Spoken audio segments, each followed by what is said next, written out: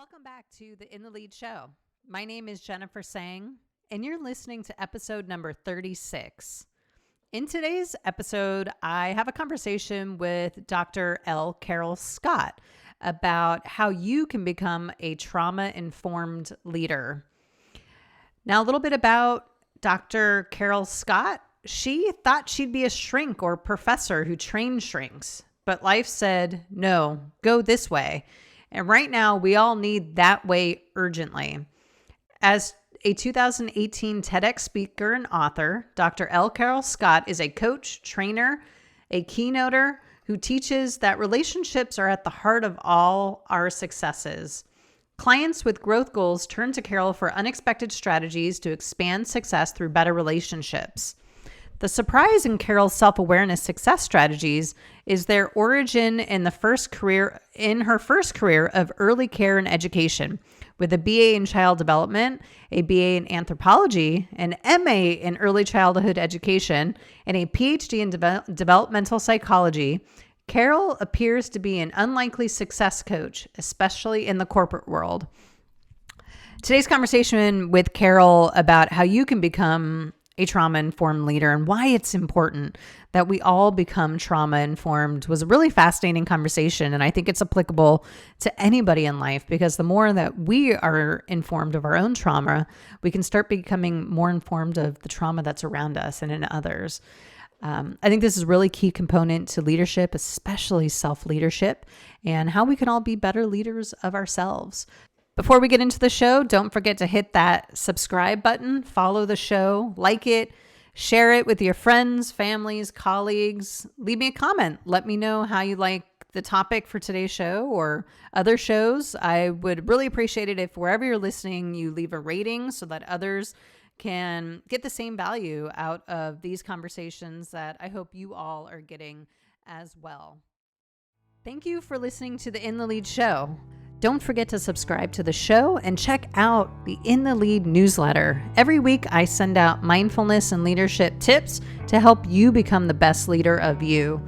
See the show notes for a link to subscribe to the newsletter, or go to www.intheleadshow.com and subscribe there. Welcome to the show. Welcome back to the In the Lead show. My name is Jennifer Tsang, and I'm joined today by Dr. L. Carol Scott to talk about success strategies for how to become a trauma-informed leader. Welcome to the show. Thank you so much, Jennifer. I am really looking forward to this. I am too. It's one of my favorite topics, and I love talking about how we can all become more trauma-informed. And I think it's important as a leader to understand trauma and to develop strategies to help address it, especially in organizations. So I'm excited to talk to you today. But before we get started, I would love to know a little bit more about who Carol is. Thank you. I'm a developmental psychologist, as you noted, and I grew up in the Midwest, in Kansas City mostly. Attended University of Kansas thinking that I would become a clinical psychologist. So I was headed toward trauma from the beginning. And then I took a class in development and was just pulled in a completely different direction that wound up leading me back to trauma in the end anyway. And I became someone who taught little kids and taught teachers of little kids, and then moved into leadership positions in my field, working in a public school district as a grants administrator for a federally funded research program, working in a quasi-government agency, bringing together city and county governments around the issue of young kids, and basically just kind of developing all I could to help improve the quality of the experience for children, whether it's at home with their parents or in an early care and education program like a preschool or a child care center. Wow, that's awesome. And I assume through all of that work, you must have gotten pretty familiar with what trauma looks like. So I'm curious, how would you define trauma? Trauma, I think, is anything that has a significant immediate impact on the body's systems and gets stored there because it isn't processed in the moment. So for example, recently I was with a 3-year-old during a traumatic experience when her older brother fell and really seriously hurt himself, and there was blood and there was dramatic activity. And I pulled her onto my lap and talked her through in a really calm, centered kind of way what was happening, and telling her that it was going to be okay, and that they were going to, what was going to happen next. They're going to put him in the car and take him to the hospital, and you and I are going to be here together. And we went through that conversation. And then while they were at the hospital, we sat and just played quietly together, put a puzzle together. And she didn't say anything except, here's another piece, that kind of stuff. And when it was all over, she didn't have any trauma impact from that experience. She wasn't upset when they got home. She wasn't upset the next day. She isn't afraid of the stairs where he fell. None of that kind of residual leftovers from the experience. They just weren't there because we processed it in the moment and kept her system calm. And so it's when something like that shocks the physical systems, the sensing systems, and the internal systems of the body, and gets recorded in the central nervous system without any processing. It leaves behind it the traumatic impact. Yeah. I think that was one of the biggest revelations I made in my at least trauma journey, is understanding what trauma actually is. Because I think I had a misconception, and I know a lot of others do as well, where we feel like trauma has to be these really big, significant impacts, but it can be small things, right? Like Right. somebody falls, gets hurt. I mean, not small, Yeah. but I mean, it's not like I would think of like molestation or abandonment or abuse. It's not always these big events that shock our systems. They can be small events that when you look back in your life, you go, oh, that, wasn't a really huge event, but it had a huge impact on your system. The big events that violate your body's boundary, that it physically impact your systems at the level of interference with you, those are traumas too. And that's not all there is. There is witnessing something difficult, challenging, scary, moments when we're briefly terrified stick with us. And the way you know they stick with you is because you still remember it in detail, and you describe it the same way today that you described it 20 years ago when it happened. That means it's wired in there as a trauma impact. Yeah. Or you can even feel it in your body, or you can feel even the same. For me, it's more of like a sensory, like feeling. I can feel what either that anxiety or that stress or that panic or whatever that was in the environment at that moment look like. I can almost feel it in my body. So it does manifest. It seems in a lot of different ways. Why is it important for us to be informed about trauma?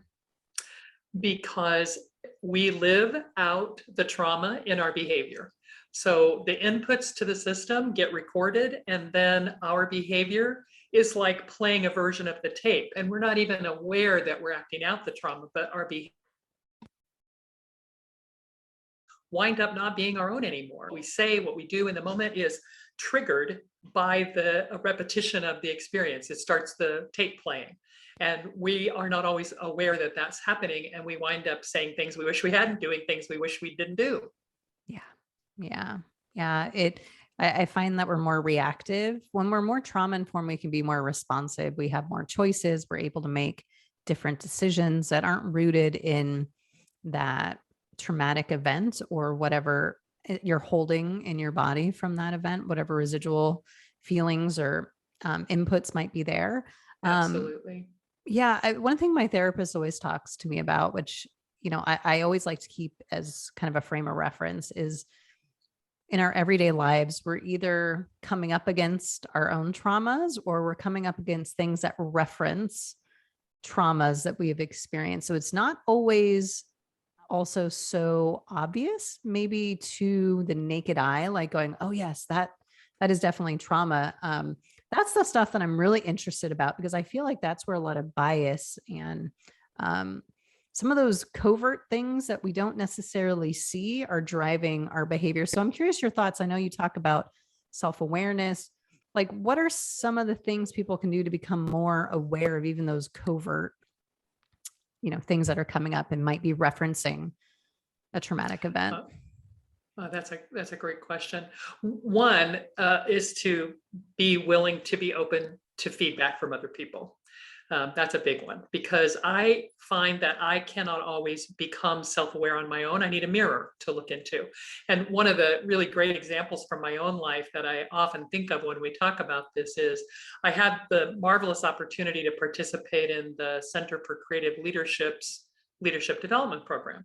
And they do a 360 evaluation from your peers and your direct reports and your supervisors. And they give you the feedback during the week of the intensive of the leadership development program. And the consistent feedback for me back in, this would have been about 1997-ish, but the consistent feedback from all 360 degrees was that I was blunt and abrasive. And there was a third word that was sort of like that. And that was really shocking to me. That was hard feedback to hear, of course. And I also couldn't understand it at first because I thought I was a pretty nice person. And it's true, I am a very nice person, and I even was back in 1997. And the trauma I was dealing with and hadn't processed at the level of self-awareness yet made me have a lot of social anxiety. So when I was talking to someone, my number one internal driver was to get out of the conversation as quickly as possible and restore myself to feeling comfortable, because the interaction with other people was uncomfortable. And so I came across to other people as blunt and abrasive, felt uncomfortable and needed to check. And huge, it took me like a year or so to really process through all of that and start to notice it in myself. Yeah, I mean, I think that is all interesting. And I also think that I look at it like a system. I think you mentioned earlier about systems. And, what feels true to me is that we are relational beings trying to have an experience with other relational beings. And when within our systems, if we have things that have come up to protect that trauma that is there, it is not relational. Its sole purpose in my system is to help protect me from being vulnerable, from being wounded, from being in danger, which has no relational context to other people. So for me, what feels true as part of the process is also trying to understand how we protect ourselves and how that protection of that trauma is impacting others, and how that may even prevent us from doing some of that processing that you were talking about to help you kind of move through that trauma and do some of that healing work. I do think that in addition to having good mirrors, people who will tell you the truth from a place of really wanting to help and be gentle and loving with you rather than trying to beat you up with it.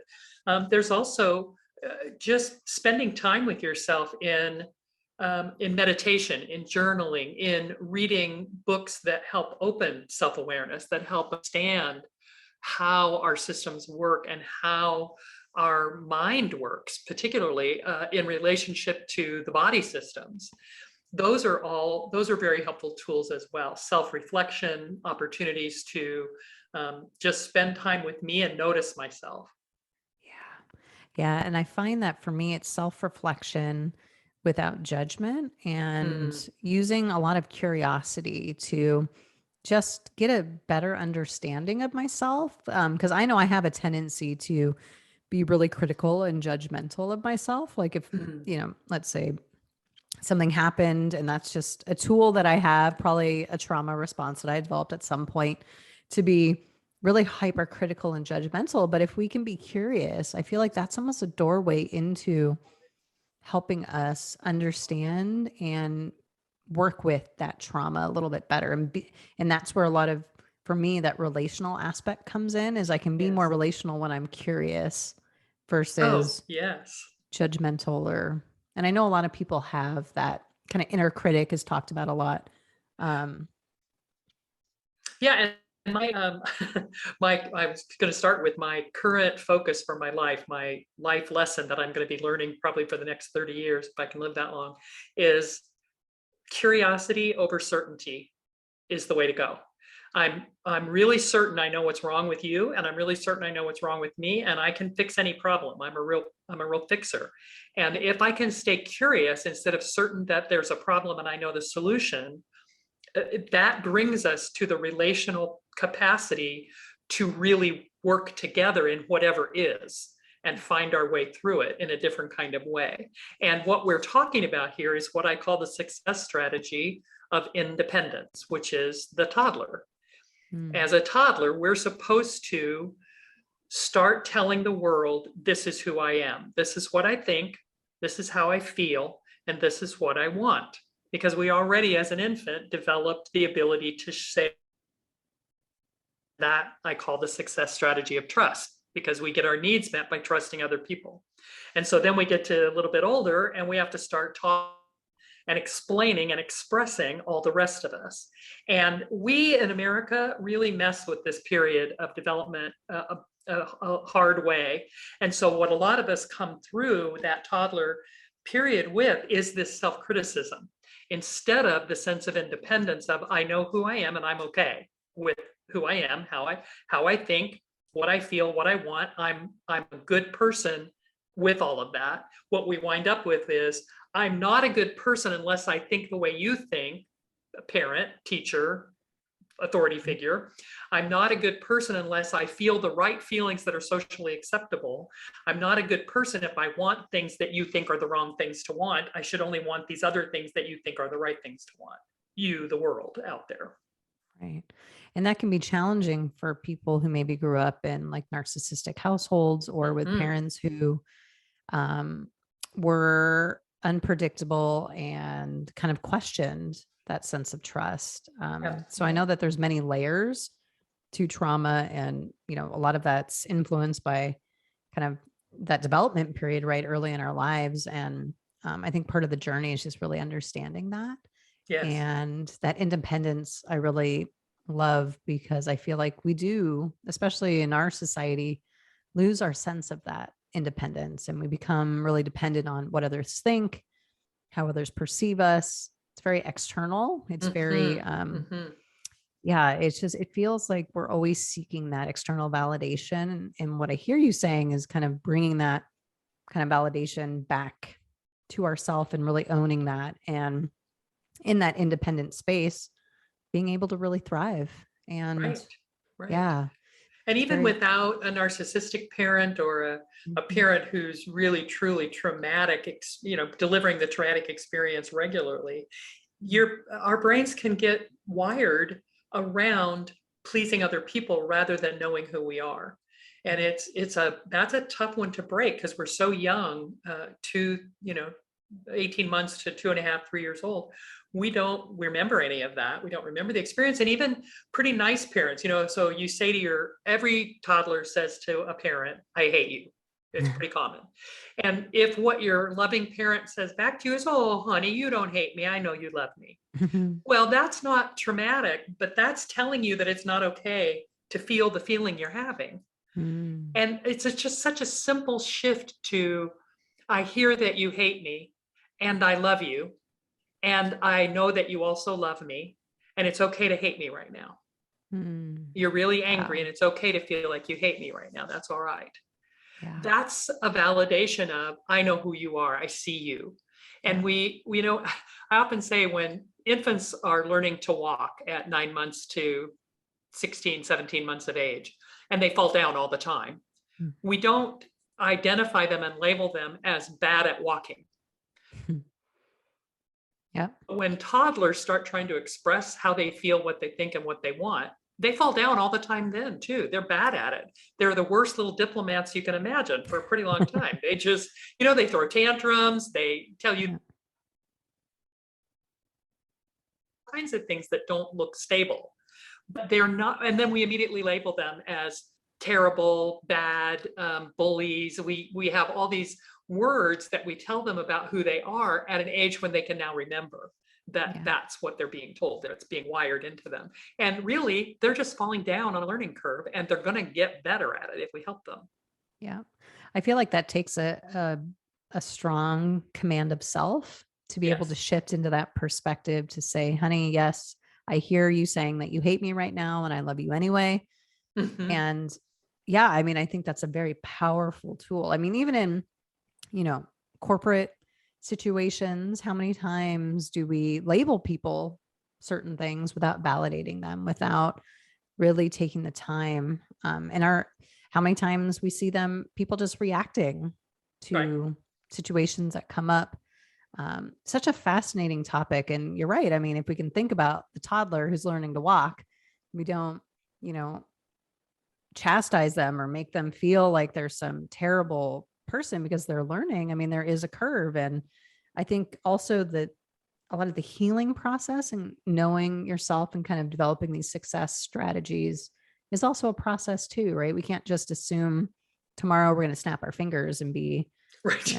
completely Right. like self-aware, have self-command and be able to say all the right things. And um, I think it's all a process. And I think it's just, for me, it's felt like the more I can get control of myself and understanding my own system, traumas, what's coming up, I can then um, be more responsive with Yeah. others.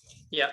I think that's really true. And it's that the more I am aware, I can do this at any age. I can do this toddler Mhm. growth at any age that I want to begin. So if I can start to ask myself at 20, at 30, at 40, at 50, I'm going to be a better leader if I can clearly say, this is what I think.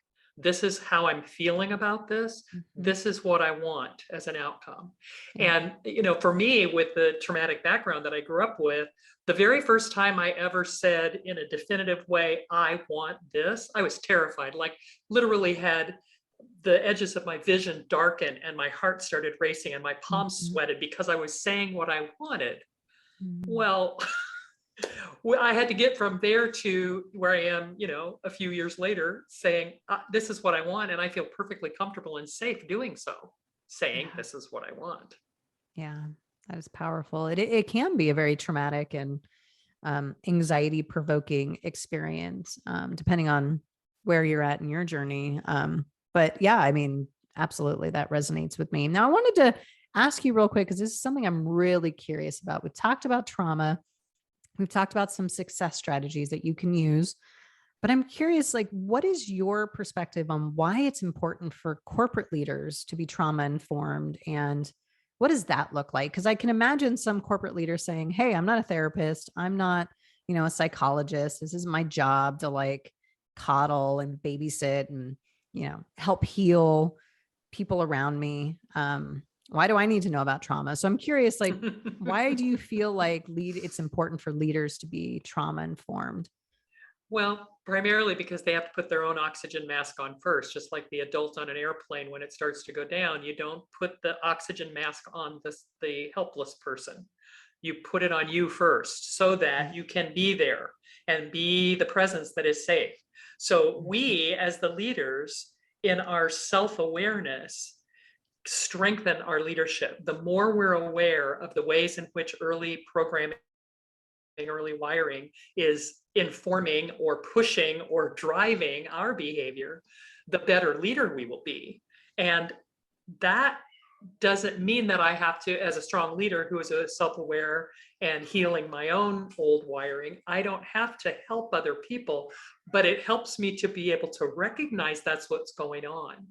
And so I can say, let's say in my supervision and performance appraisal of a staff member that I'm responsible for, I can say, look, this is stuff we can work on. This is job related. This other stuff that's happening, that's not my job. That's like, you need to do,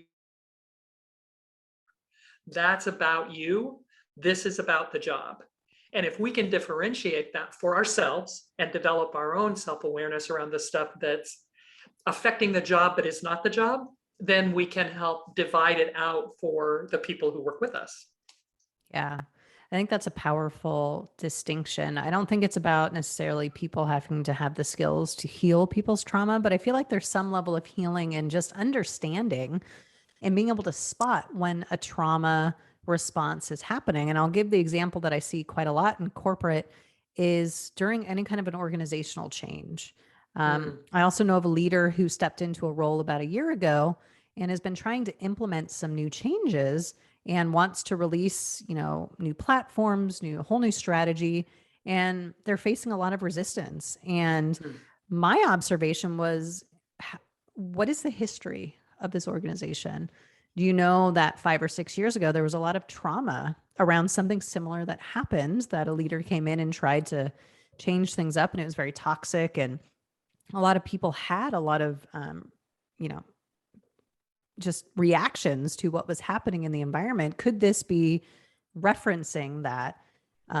Because it's so similar. And so whenever there's change, I mean, I think it's really important, especially for leaders, to recognize trauma, Yeah. because I feel like that is an activator for a lot of people. Whenever their environment changes, whenever something is out of their control or there's an unknown, people Hmm. tend, at least from my experience, tend to default back into, again, referencing either a trauma or something that they've been through that brings them an uneasy feeling. So as a leader, just being aware of that, saying, oh, okay, this is why there's resistance. It's not because they don't like what Right. we're doing or aren't bought into the vision. Because what I find is a lot of times in corporate, we want to double down on the strategy. It's like, okay, well, we just need to really, really communicate the strategy. And we have to have like a 3-hour meeting to, make sure everybody really understands the strategy. And I'm always there to say, well, what if it isn't the strategy? What if everyone Right. understands it?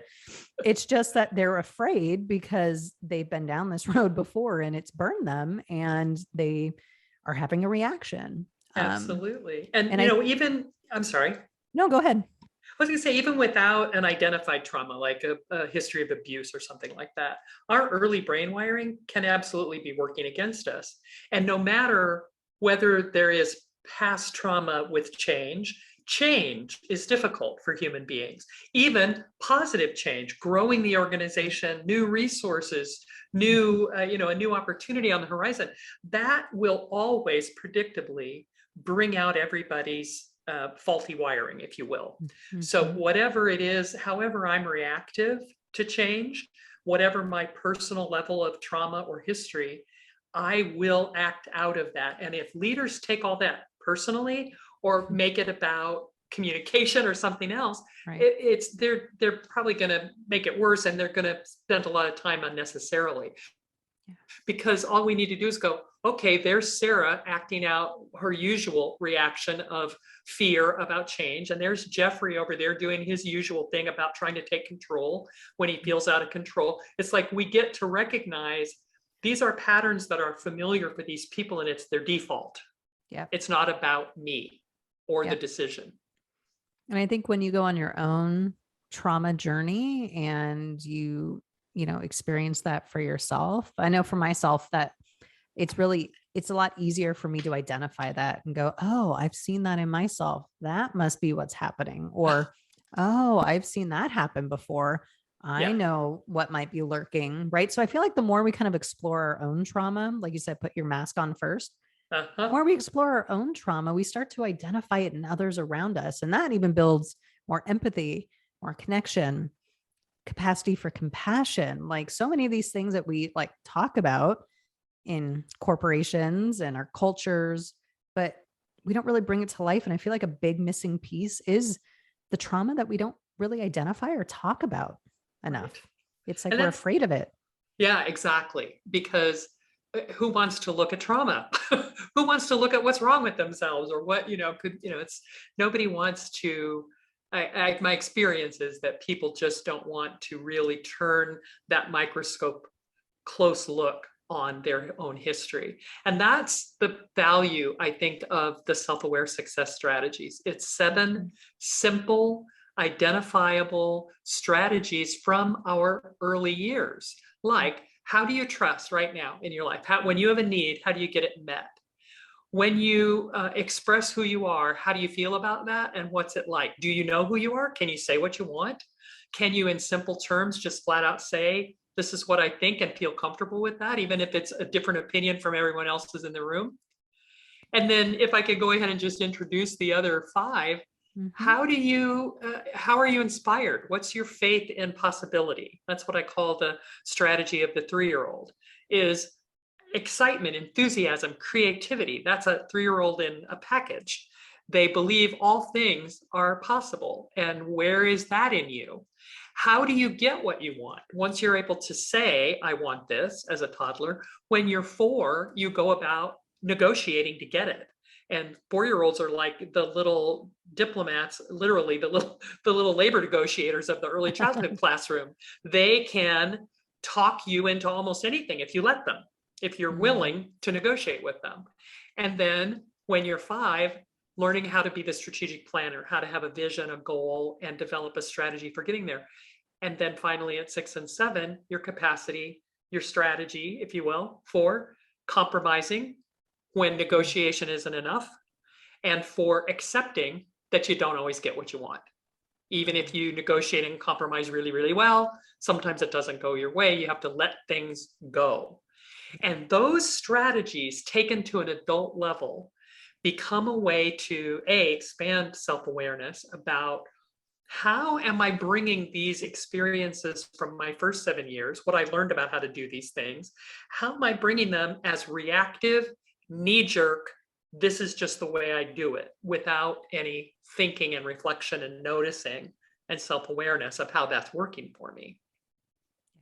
Yeah, I can. That last one about accepting, what I heard was basically you don't always get what you want, or it doesn't always go your way. Exactly.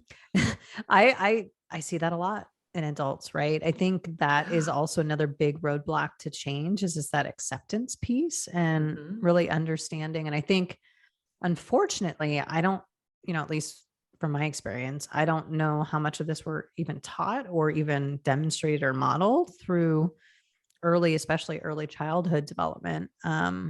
So I can understand why you become an adult and you're like, well, why can't I do these things? Or why am I, acting the way that I am? Or why is this hard for me? It's because we weren't really ever taught it, at least most of us.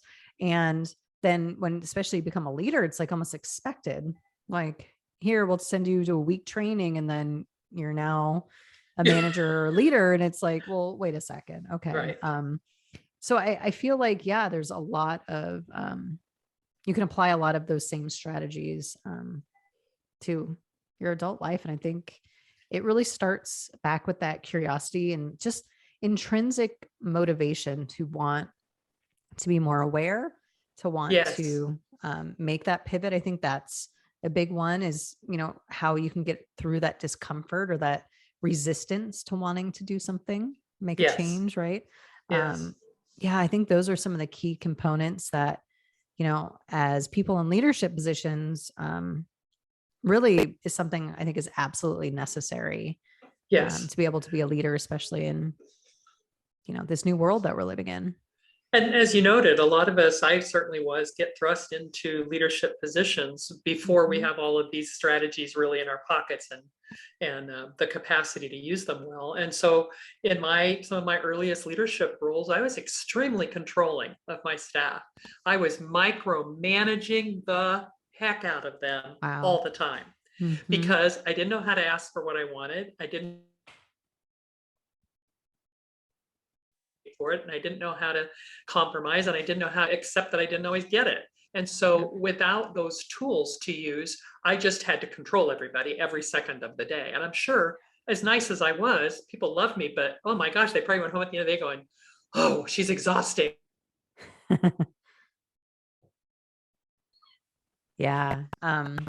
I wish these were skills we gave leaders earlier on in their careers. And, a lot of the training that I'm seeing is like, very, again, seeming symptomatic. It's like telling them to, make sure you connect with your, employees, make sure you have one-on-ones with them, make sure you talk to them, make sure you ask them how they're doing. I mean, very basic kind of, again, surface level, but I think what you're talking about feels like a much deeper,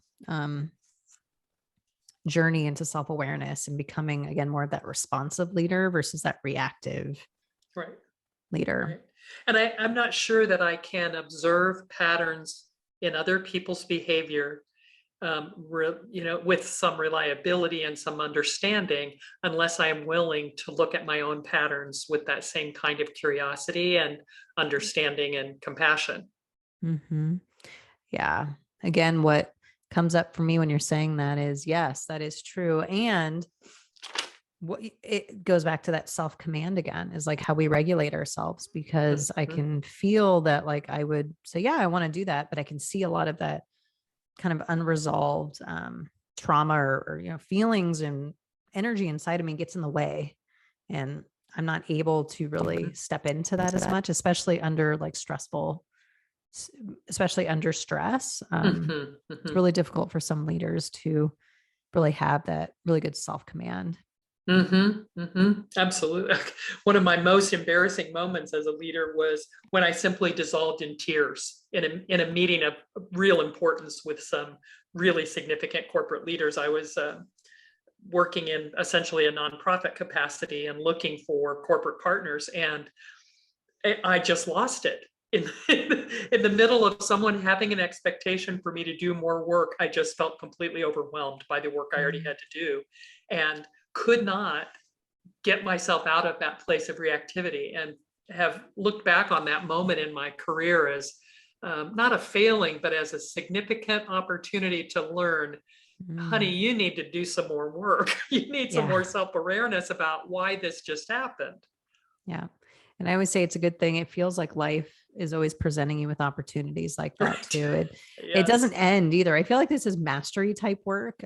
Yes. It's not something that you just practice for a few years and then you never, I feel like it's a constant, just kind of ritual that you're doing with yourself, that awareness, that all the, understanding trauma and, however much you explore in like therapy and really kind of trying to resolve some of that. I think a lot of it is a lifelong journey. It's not something we just kind of pick up. And again, life is always testing us. I always say that. Like life is saying, Jen, have you kind of resolved this yet? Let me put this out. Oh, no, you haven't. That's okay. Well, let's work on it some more. I mean, I go, oh my gosh, I thought I had that one down, but here's another opportunity for you to grow. Exactly. I don't like the word failure, to be honest, when you mention that. I like that opportunity to learn and learn in a forward way where it's like, okay, next time, what do I want? How do I want to show up? Or what did I learn from that? So that next time I can be the best leader I can be. I mean, one of my most favorite quotes from a friend who worked in, she was a psychiatric nurse, so she worked with drug and alcohol rehab patients all of her career. She used to call it, oh, another FGO, terrific, another FGO. And I finally said, what's an FGO? Well, it's an F and growth opportunity. That's what it feels like too. I'm like, really? Yeah, you gotta right. grow some more, huh? It does. Yeah, I mean, and I've talked about this on other podcasts that I've done, but I shared with the listeners that I even have like the way I practice these things that we're talking about is I use even little everyday things that I know just annoy me or tick me off, or, things that I know that don't have a lot of like, there aren't a lot of consequences. So it's a good place to practice, like standing in line and waiting. I'm very impatient. Those are the opportunities when I start tapping into these success strategies and skills, right? Saying, okay, what am I noticing? What's happening to me right now? What's coming up? And just going through, like, I've even asked myself, honestly, standing in line, I'm like, Jen, can we change this situation right now? Can you leave or can you stay and just be present with this and just be okay? At some point you might have to say, no, I really can't change it. And I don't really have other options. So I guess I'll just stand here. But yeah, I mean, everyday annoyances or everyday things.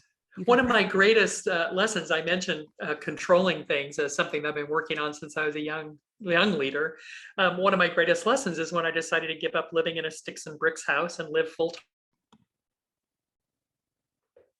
Be an itinerant speaker on the road back in 2019. And I am telling you, living in an RV is the best lesson in you don't have any control you could ask for. And I am asked over and over and over again, day in and out, to give up control because I have no control. The weather, the road, the traffic, I thought I was reserved to stay at this park and now you're telling me I can't stay here. I mean, it's like every day there is something some way in which the world is telling me, yeah, you're not in charge of this. Yeah. And what's funny is, I mean, the irony is we're all spending so much time trying to figure out and come up with ways to control as much as we can and not realizing that we actually don't ever have control over very much. Right. So, I mean, that's the irony is we spend a lot of energy and time and, thought and just how we show up in everyday life, trying to control things that really are never and will never be in our Yeah. control. Right. And that's, I mean, perfect example, like you're saying with the RV. Yeah, there's a lot of things that you cannot control. And I think it's a matter of choice of how you're going to work with that situation. Okay. Mhm. Can you be curious? Can you, just roll with it? It's hard for some people, but I feel like the more you, again, practice and just Mhm. notice, and use those opportunities. I know a lot of people like to just get on their phones and just kind of zone out when they're in traffic or standing in line, but can you just notice? And it's actually quite interesting. All the things that I noticed, especially in like grocery stores or really crowded places, if you just kind of observe what's going on around you, it's actually quite fascinating. It Um, is. It is. just watching humans interact and how they, yeah, it's fascinating. So, yeah, it's, I think, something we can do. And it's not necessarily, like those success strategies you mentioned. I don't think it's something you have to necessarily wait for the right opportunity. Just find ways to Right. practice it all the time. Yeah. Yeah. Yeah. And I think if we just keep remembering, I've got early wiring, it could be working against me. What can I notice about how I'm dealing with this? How can I strengthen my self awareness and know that that will, no matter how, even if it's just by 2 degrees today, that makes me a Mhm. stronger leader tomorrow. The more Yep. self aware I am, the stronger leader I'm going to be, no matter what kind of leadership position I'm in. Yep. And we're all leaders in some way. I mean, single Hmm. mothers, uh, project managers to janitors to teachers to, I mean, Hmm. we're all leaders in some way. And I think it's a great message to kind of wrap up the show with that, this work is really that inside out approach. And we need to become better leaders of ourselves first, is really always my Hmm. message before we want to start doing that. So start with some of these success strategies and just get curious. Yeah. Yeah. Yeah. Well, is there anything you would like to end or leave the guests with? Any other thoughts on? Well, I would like to offer a gift to any of your listeners who would like to send me an email at carol@lcarolscott.com. I have a little book at 28 pages cover to cover called Become Your Sassy Self.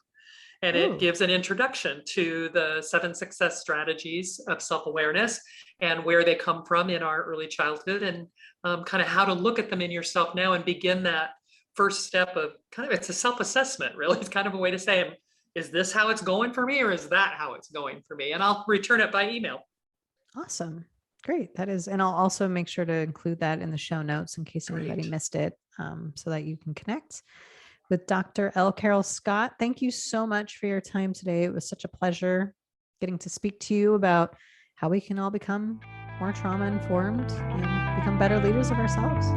Thank you, Jen. It was a great, great conversation.